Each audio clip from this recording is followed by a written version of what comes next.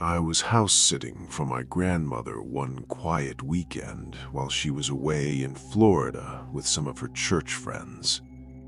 Her house had always felt a little too still at night, like it was holding its breath. I stayed in the guest bedroom next to hers, the same room my brother and I used during childhood sleepovers. Two twin beds sat across from each other. I chose the one by the window, though something about it made me uneasy, like I was being watched from outside. Before going to bed, I made sure every door in the house was locked. I checked them twice: the front door, the back door, even the small side entrance near the kitchen. Everything was secure. Still, I couldn't shake the feeling that I wasn't alone. I got into bed early, but sleep didn't come. The silence in the house felt too heavy, too unnatural. So I stayed on my phone, scrolling through videos, texting friends, anything to distract myself from the creeping discomfort. That's when I heard it. A faint voice, drifting in from outside.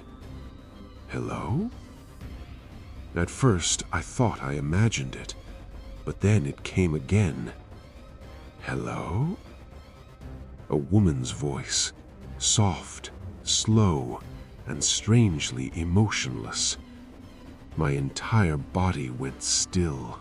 I slowly sat up in bed, my eyes fixed on the bedroom door as the silence stretched unnaturally between each sound.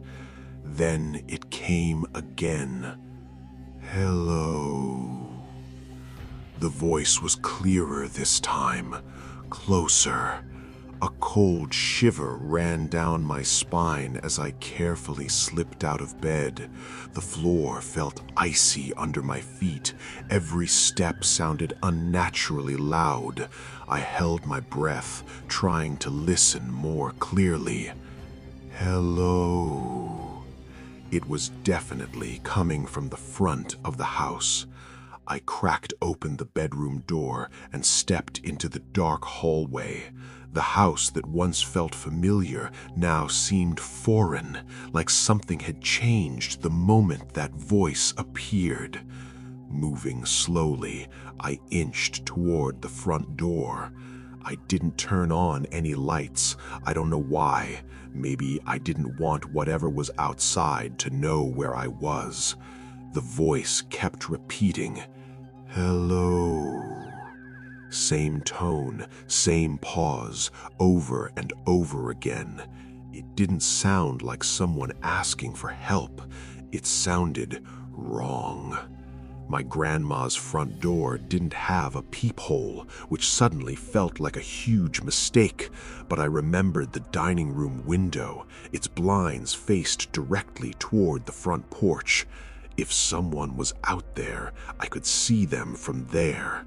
Trying to stay as quiet as possible, I stepped into the dining room. My hands were already shaking as I reached for the plastic blinds.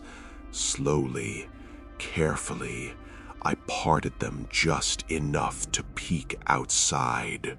The moment I looked outside, my heart dropped.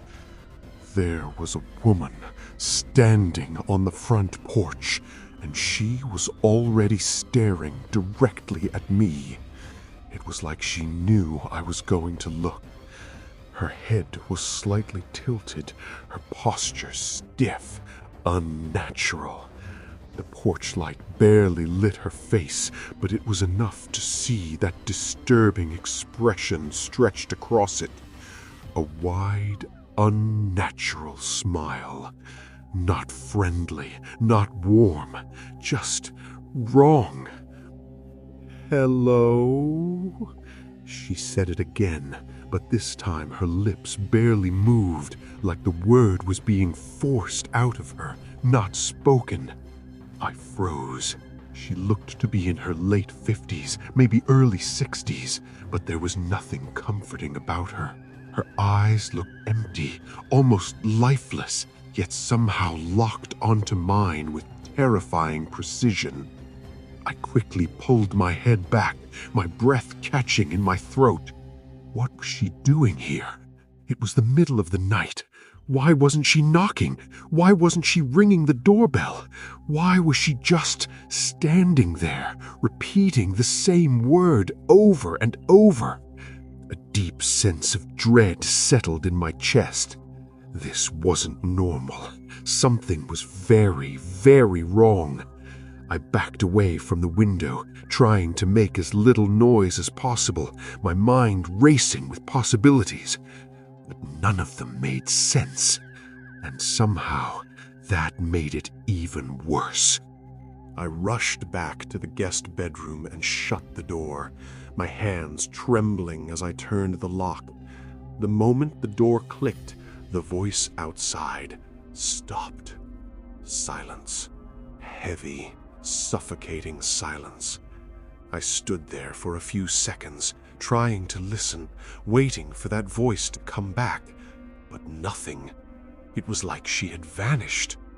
Slowly, I backed towards the bed and grabbed my phone, my fingers shaking as I started texting my friends and my sisters.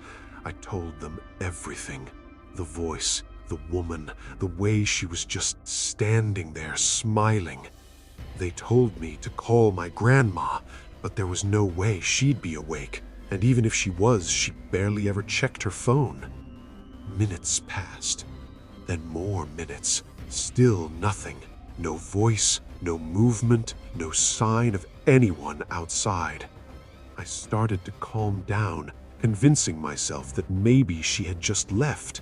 Maybe it was nothing. And then, bang! A violent slam slammed against the window beside me. I jumped back, a sharp pain shooting through my chest as panic took over my body. Another bang, louder this time. The glass rattled. Before I could even react, I heard it again, right outside the window. Hello? That same voice, but now it was right next to me. Adrenaline surged through my body. Without thinking, I grabbed the blinds and yanked them upward. And there she was, right in front of me. Her face pressed disturbingly close to the glass. That same twisted smile stretched across her face. But now it looked even worse up close. Wider, more unnatural. Her eyes locked onto mine, unblinking. I screamed, my voice cracking, "I'm calling the police!" My name is Nicholas, and at the time I was a freshman at Syracuse University. It wasn't exactly the safest area, especially at night, but after going through a rough breakup with my first girlfriend, I wasn't really thinking about safety. I just didn't want to feel alone, so I got back into the online dating scene. That's when I downloaded Hinge. At first, it was the usual, random profiles, awkward conversations, nothing serious. But then I matched with someone named Stephanie. Blonde, pretty, same age as me. And surprisingly, we clicked almost instantly. We had the same interests, movies, books, even the same kind of dark humor. Our conversations felt natural, effortless. It didn't feel like I was talking to a stranger. It felt real. After a couple of days of texting, I suggested we go out for a movie. She said yes immediately. No hesitation. That should have been my first warning sign. Instead of meeting at the theater, she suggested something different. She told me to meet her at a quiet spot near campus, and she would pick me up from there. Looking back now, that was the second red flag. But at the time, I ignored it. That night, around 9 p.m., I stood alone on a quiet street corner near campus. The neighborhood was calm, almost too calm. Streetlights flickered faintly, and there were barely any people around. Then she texted me, "Share your location so I can find you easier." Without thinking much, I sent it. A few minutes passed. Then I saw headlights turning onto the street, slowly approaching me. My heart started to race, but not in excitement, in unease. Something didn't feel right. The car pulled up in front of me, the window rolled down, and the person inside wasn't Stephanie. The man behind the wheel looked nothing like the girl I had been talking to. He was older, much older, late 50s, maybe even 60s.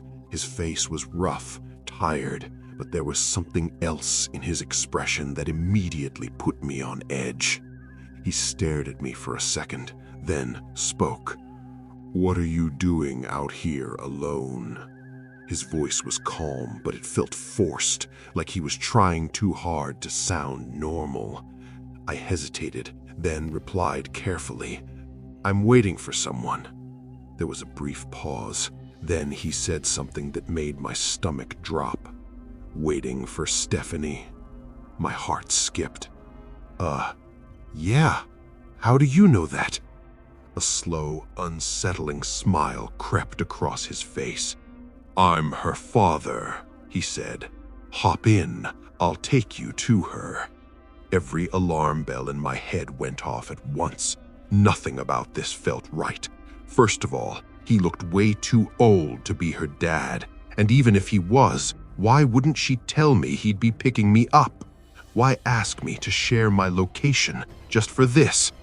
I took a step back from the car, keeping my voice steady. "Why didn't she tell me you were coming?" His expression didn't change. "I just wanted to meet you first. You know, make sure you're a good guy." The way he said it didn't sound protective. It sounded rehearsed. I stared at him for another second, then made my decision. Without saying another word, I turned around and started walking away. Behind me, I heard his voice suddenly rise. Hey, where are you going?" I didn't look back. I just kept walking, faster. I could hear the car engine behind me. Low, steady, following. For a split second, I thought about running, but I forced myself to stay calm. Panicking too early could make things worse. Then I heard it. The car started moving. I turned my head slightly, just enough to see without making it obvious. The headlights shifted, and then the car drove past me, straight down the road. No sudden turn, no pursuit, just gone. I let out a breath I didn't even realize I was holding. Maybe I overreacted. Maybe it really was her dad. But something still didn't sit right. I kept walking toward campus, trying to shake off that feeling. That's when I reached the corner of the block. I was just about to turn when something caught my eye. A car, parked on the side of the road, lights off, engine silent. My heart started pounding again. It looked exactly like the same car. I slowed down just a little as I passed it, trying to glance inside, but the windows were too dark, heavily tinted. I couldn't see anything or anyone. A chill ran down my spine. I pulled out my phone. A message popped up from Stephanie. "Why didn't you get in the car with my dad?" My stomach dropped. That was it. That was all the confirmation I needed. Something was seriously wrong. I didn't reply. I didn't stop. I just kept walking. But now, I could feel it. That same terrifying sensation creeping up my back. like I wasn't alone anymore, like something was watching me. I kept walking, trying not to panic, but every instinct in my body was screaming at me to run. The street felt quieter than before, too quiet. I glanced over my shoulder. Nothing. Just an empty road, dim streetlights, and long shadows stretching across the pavement. Maybe I was just being paranoid. Maybe the car was empty. Maybe I was overthinking everything. Then, crunch. The sound of something sharp being crushed under a shoe. I froze. That wasn't my footstep. Slowly, I turned my head, and that's when I saw it. Movement between the parked cars behind me. A figure stepping forward from the darkness. My heart dropped into my stomach. It was him, the same old man. He had gotten out of the car, and now he was following me. "Hey!" he shouted. "Come back! I'll take you to her!" His voice echoed down the empty street, but it didn't sound friendly anymore. It sounded angry, desperate, wrong. That was it. I didn't think twice. I turned the corner and sprinted as fast as I could. My lungs burned. My legs felt heavy, but I didn't stop. I didn't dare look back.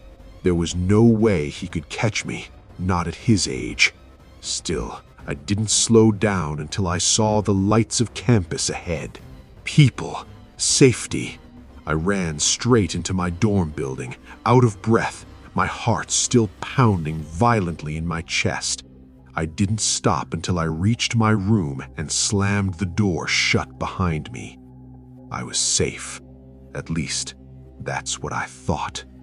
A few seconds later, my phone buzzed. When I was 18, I worked a part-time job as a janitor at my high school during the summer. The job was simple and honestly, a little too easy. Some days I worked in the morning, other days late into the night, sometimes until midnight. It all depended on how much money I wanted to make that week. Most nights, I was left alone to finish everything and lock up the building. And I didn't mind that. In fact, I preferred it. Being alone meant I could finish my work quickly, then spend the rest of the time on my phone, or even leave early and still get paid. There were no cameras back then, no one watching. At least, that's what I thought. One night, my supervisor, Tom, had to leave early, which meant I'd be finishing the shift alone. Before leaving, he gave me one last task. Take all the extra chairs from the gym and bring them down to the basement storage, he said. Text me if you need anything. Then he left. Just like that, I was alone in the entire school. The building felt different at night. Empty hallways, dim lights flickering overhead, every small sound echoing louder than it should. Still, I grabbed a stack of chairs and carried them down toward the basement. The moment I opened the basement door, a strange, heavy, stale smell hit me. The air felt thick, suffocating, like that place hadn't been properly used in years. The storage room lights were weak and dim, barely lighting the corners. Shadows stretched unnaturally along the walls. And then I noticed something. Rows of art mannequins, tall, human-shaped figures, all of them covered in large paint cloths. They stood completely still, like silent watchers. I dropped the chairs where the others were stacked and turned to leave. But something about that room made me feel like I shouldn't stay any longer, like I wasn't supposed to be there. I went back upstairs to grab more chairs, trying to convince myself nothing was wrong. After all, it was just a basement full of old art mannequins, right? But when I returned, something had changed. One of the mannequins was no longer covered. I knew I had covered it minutes earlier. My stomach twisted with unease. I pulled out my phone and texted Tom. "Someone's down here. One of the art cloths was moved." He replied after a few moments, "No one else should be there. Are you sure?" I was sure. Too sure. Then I noticed movement in the corner.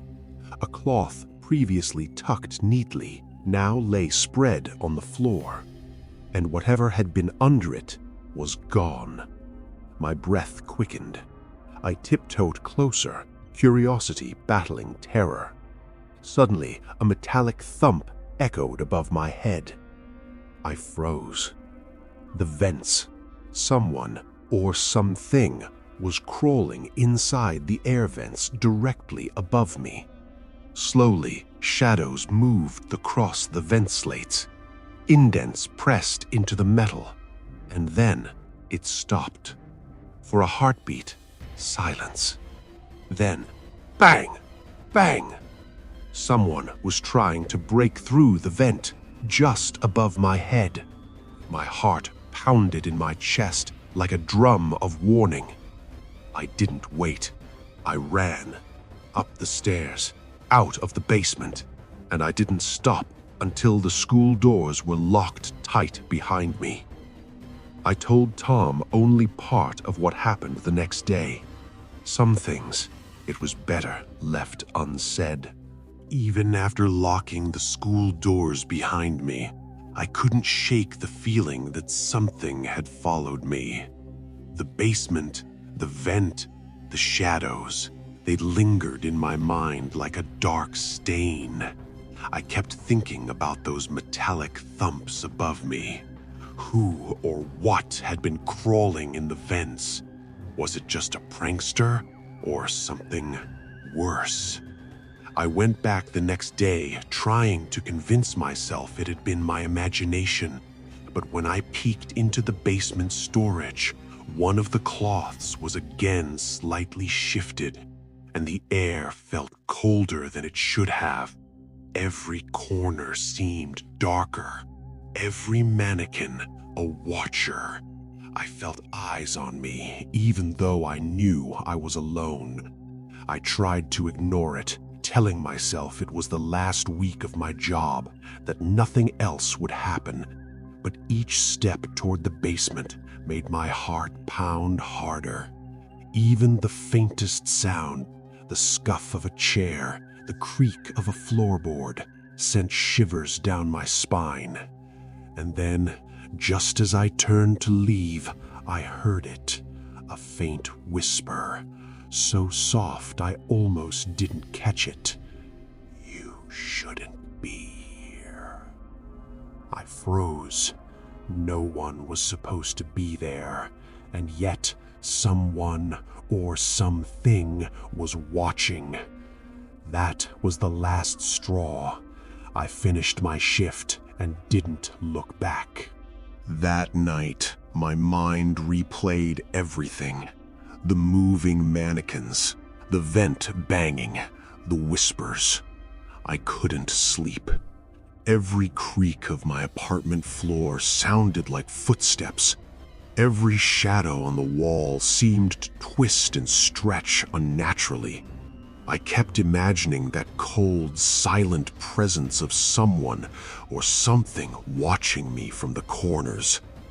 I thought about how easy it had been for whoever or whatever to hide in the basement, to move unseen, to create fear without ever being seen fully. I remembered the sound of the metal vent shaking above me, and the faint whisper. Even now, years later, I can hear it in my memory. It wasn't just a prank. It wasn't imagination. It was real. And sometimes, when the house is too quiet, I swear I can feel it again, watching, waiting. And I know that if I ever went back to that basement, it would still be there, silent, patient, ready to make me feel the same fear all over again. The night shift was over, but the terror never really ended.